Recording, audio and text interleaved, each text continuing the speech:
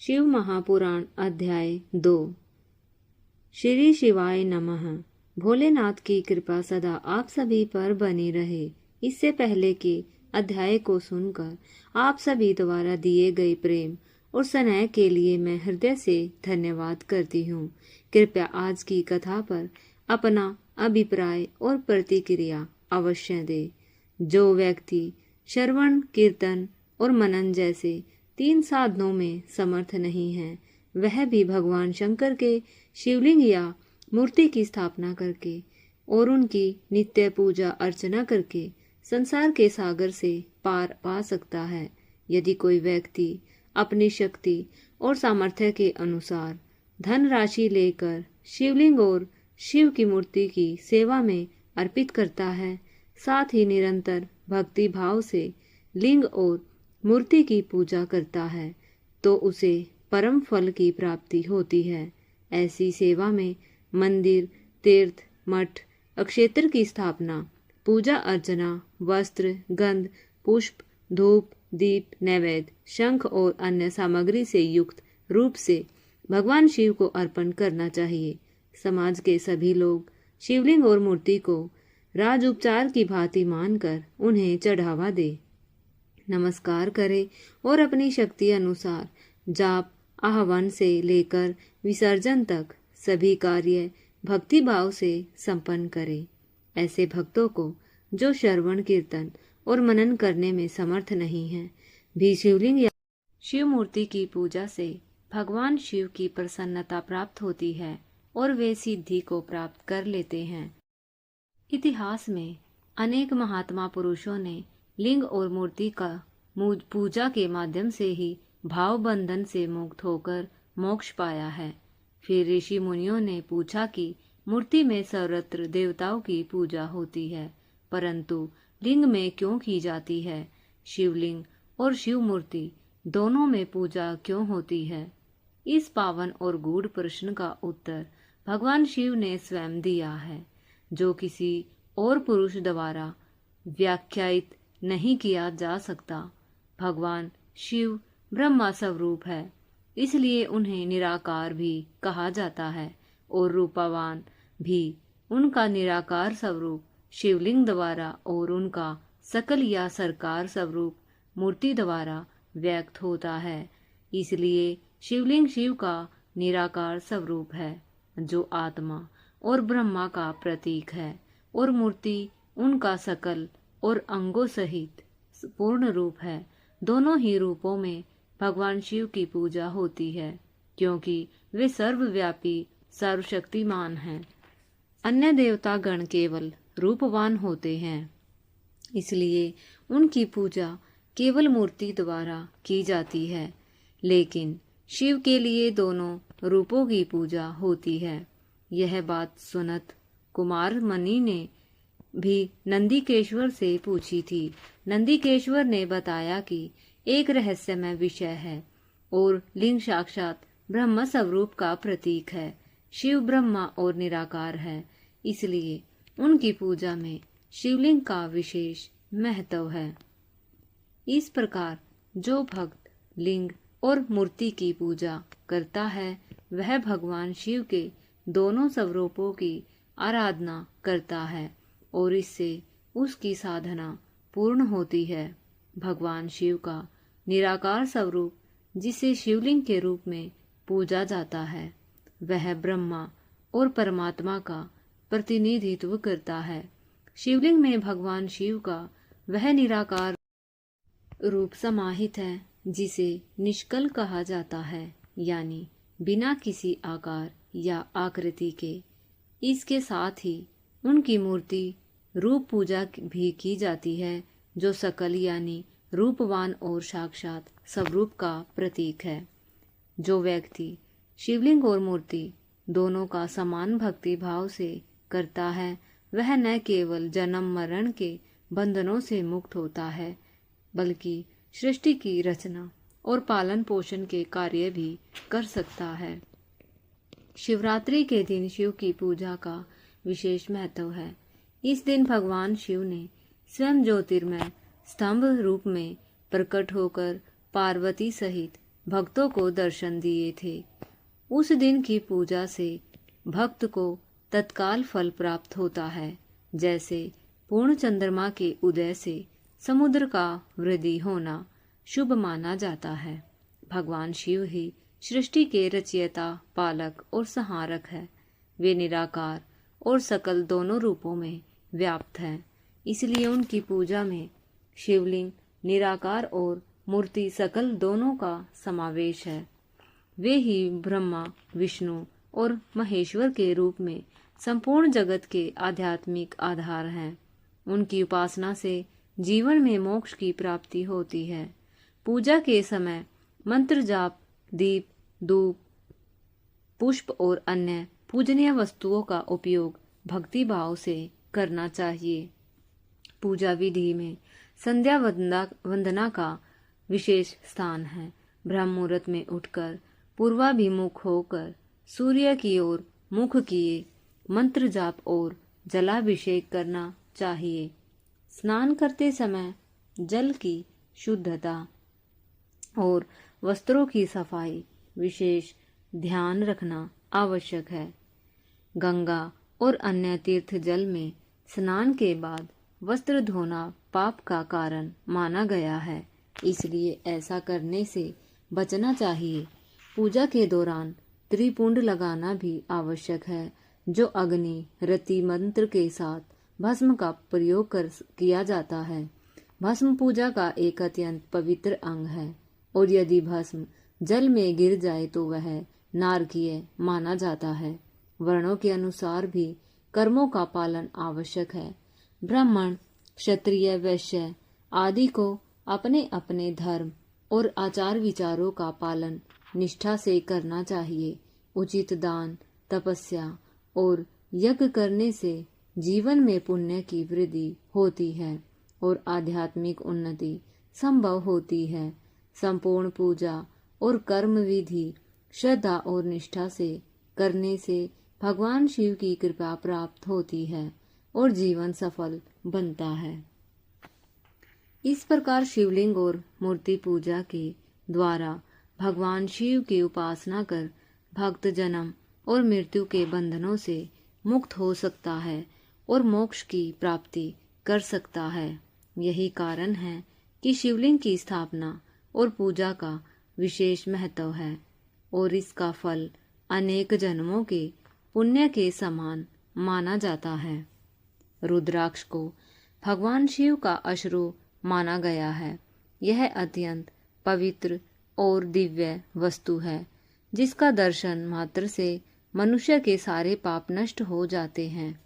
भगवान शिव ने माता पार्वती के समक्ष रुद्राक्ष की महिमा का वर्णन करते हुए बताया कि यह वृक्ष उनके आंसुओं की बूंदों से उत्पन्न हुआ है।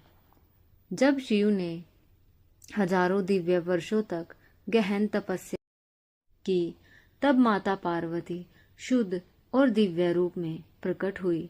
उस समय भगवान शिव के नेत्र खुलते ही उनके आंसुओं से यह पवित्र वृक्ष पृथ्वी पर उत्पन्न हुआ।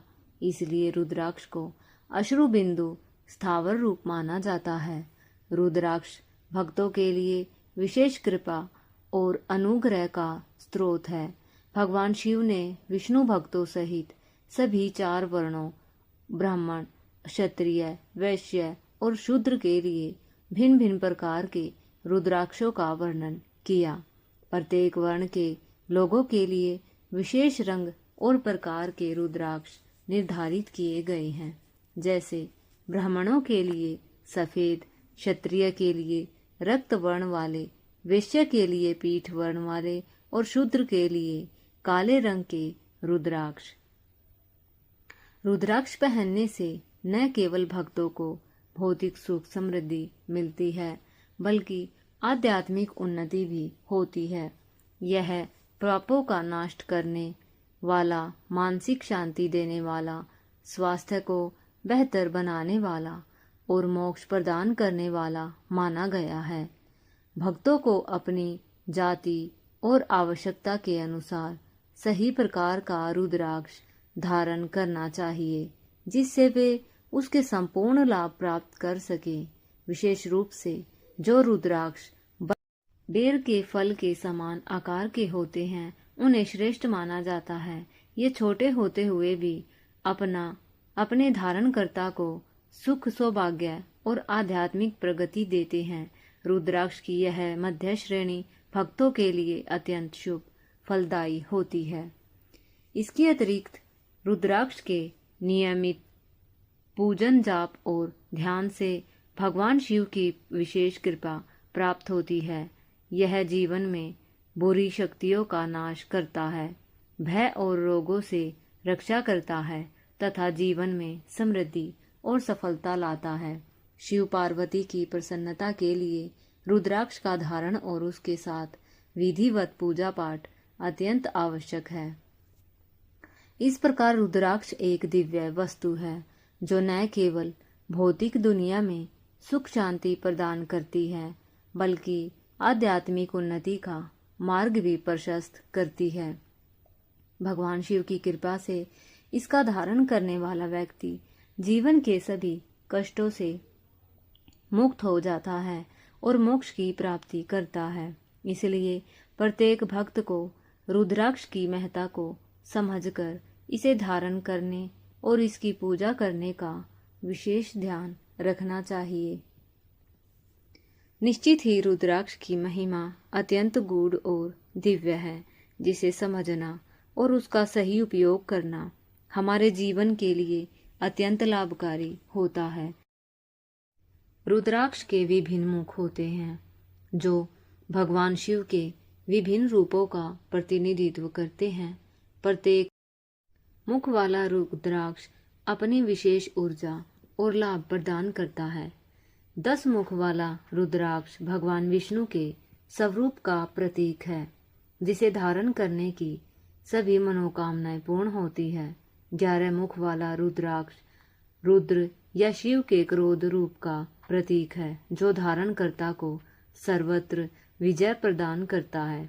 12 मुख वाला रुद्राक्ष विशेष रूप से केरल प्रदेश के में धारण करना शुभ माना जाता है, क्योंकि इसे पहनने से मानव मस्तक पर 12 आदित्य देव विराजमान होते हैं, जो जीवन में ऊर्जा और शक्ति का संचार करते हैं। 13 मुख वाला रुद्राक्ष विश्व देवों के स्वरूप का है, जो धारणकर्ता को अभिशापों से बचाकर सौभाग्य और मंगल की प्राप्ति कराता है। 14 मुख वाला रुद्राक्ष परम शिव स्वरूप है, जिसे भक्ति और श्रद्धा से सिर पर धारण करने से समस्त पाप नष्ट हो जाते हैं। रुद्राक्ष धारण करते समय आलस्य त्याग कर भक्ति भाव से मंत्रों का जप आवश्यक होता है। इनमें प्रमुख मंत्र है ओम ह्रीं नमः, ओम नमः, ओम क्लीं नमः आदि, जिनके जप से रुद्राक्षधारी को मानसिक शांति और आध्यात्मिक शक्ति मिलती है। रुद्राक्ष धारण करने वाले पुरुष को देखकर नकारात्मक शक्तियां जैसे भूत प्रेत पिशाच आदि दूर भागती है और देवता भी उनकी रक्षा करते हैं। इसलिए भक्तों को चाहिए कि वे रुद्राक्ष की इस दिव्य महिमा को समझकर श्रद्धा और विधि पूर्वक इसे धारण करें, जिससे धर्म की वृद्धि हो और मोक्ष की प्राप्ति संभव हो।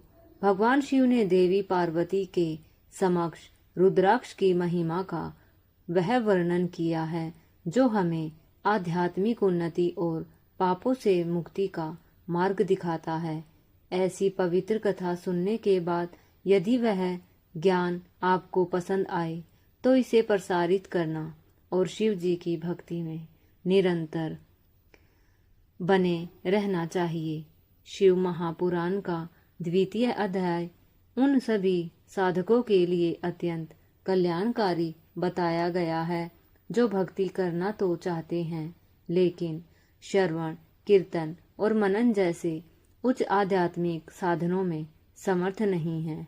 भगवान शिव स्वयं इस अध्याय में यह सरल मार्ग बताते हैं कि यदि कोई श्रद्धालु व्यक्ति नित्य भाव पूर्वक शिवलिंग अथवा शिव मूर्ति की पूजा करता है तो वह भी संसार सागर से पार हो सकता है। वे कहते हैं कि ऐसा भक्त अपनी शक्ति के अनुसार धन, वस्त्र, पुष्प, धूप, दीप आदि समर्पित करे और मन, वचन, कर्म से शिवलिंग की नित्य सेवा करे। पूजा में मंडप, तीर्थ, ध्वज, दीप, व्यंजन, आभूषण और राजकीय सम्मान जैसी समर्पण भावना होनी चाहिए। जो भक्त इस प्रकार नित्य पूजा करता है वह भगवान शिव की कृपा से श्रवण व कीर्तन जैसे अन्य साधनों की अनुपस्थिति में भी मोक्ष प्राप्त कर सकता है। इस अध्याय में यह भी स्पष्ट किया गया है कि भगवान शिव की पूजा लिंग और मूर्ति दोनों रूपों में क्यों की जाती है। शिवलिंग उनके निराकार स्वरूप निष्कल ब्रह्मा का प्रतीक है, जबकि मूर्ति उनके साकार स्वरूप सकल विग्रह की उपासना का माध्यम है। अन्य देवताओं की पूजा जहाँ केवल मूर्ति रूप में होती है, वहीं शिव एकमात्र ऐसे देवता हैं जिनकी उपासना लिंग और मूर्ति दोनों माध्यमों से की जाती है, क्योंकि वे ही सकल और निष्कल दोनों स्वरूपों में व्यापक हैं। यह भी बताया गया है कि शिवलिंग वास्तव में स्वयं ब्रह्मा का प्रतीक है और इसे पूजना आत्मा को ब्रह्मा से जोड़ने जैसा है। यह गूढ़ रहस्य नंदीश्वर ने सनत कुमार को सुनाया था, जिन्होंने यह प्रश्न किया था कि अन्य देवताओं की पूजा केवल मूर्ति से क्यों होती है, जबकि शिव की पूजा लिंग और मूर्ति दोनों से होती है। तब नंदीश्वर ने उत्तर दिया कि यह विषय अत्यंत गोपनीय है और केवल भगवान शिव ही इस रहस्य को पूर्ण रूप से जानते हैं, क्योंकि वे ही पूर्ण ब्रह्मा हैं। इस प्रकार अध्याय 2 शिव भक्तों को यह गहन संदेश देता है कि भगवान शिव की नित्य सेवा और लिंग पूजन से साधक चाहे किसी भी अवस्था में हो, वह भगवत प्राप्ति का अधिकारी बन सकता है। इस प्रकार शिव महापुराण के दूसरे अध्याय का समापन अत्यंत भावपूर्ण और गूढ़ आध्यात्मिक संदेश के साथ होता है। भगवान शिव ने स्वयं यह बताया है कि जो भक्त श्रवण, कीर्तन और मनन जैसे गहन साधनों में समर्थ नहीं हैं, वे यदि श्रद्धा और भक्ति के साथ शिवलिंग अथवा शिव मूर्ति की पूजा करें तो वे भी भगवान शिव की कृपा के पात्र बन सकते हैं। लिंग शिव का निराकार ब्रह्म स्वरूप है और मूर्ति उनका साकार विग्रह है। इन दोनों ही रूपों में शिव की पूजा करने से साधक को परम फल की प्राप्ति होती है। यह अध्याय हमें यह भी सिखाता है कि सच्चे भाव, निष्कलंक मन और निरंतर शक्ति भक्ति से ही शिव की आराधना पूर्ण होती है, न कि केवल कर्म कांड से। शिव महापुराण का यह भाग उस महान सत्य की पुष्टि करता है कि भगवान शिव ही सकल और निष्कल दोनों स्वरूपों के स्वामी हैं। वे निराकार भी हैं और साकार भी। उनकी पूजा में लिंग और मूर्ति दोनों की माध्यम पवित्र हैं। भक्त चाहे जिस स्थिति में हो, ज्ञानी हो या साधारण गृहस्थ, यदि वह श्रद्धा पूर्वक नित्य शिव की आराधना करता है तो उसे पुण्य, मोक्ष और शिव कृपा की प्राप्ति निश्चित है। इस अध्याय के अंत में हम सभी के लिए यही संदेश है कि शिव भक्ति सरल, सुलभ और सर्वशक्तिमान साधन है, जिससे संसार सागर पार किया जा सकता है। अंत में हम यही प्रार्थना करते हैं कि भोलेनाथ की असीम कृपा आप सभी पर बनी रहे और आपके जीवन में शिव नाम, शिव ध्यान और शिव आराधना से सुख, शांति और मोक्ष की ओर मार्ग प्रशस्त हो। हर हर महादेव।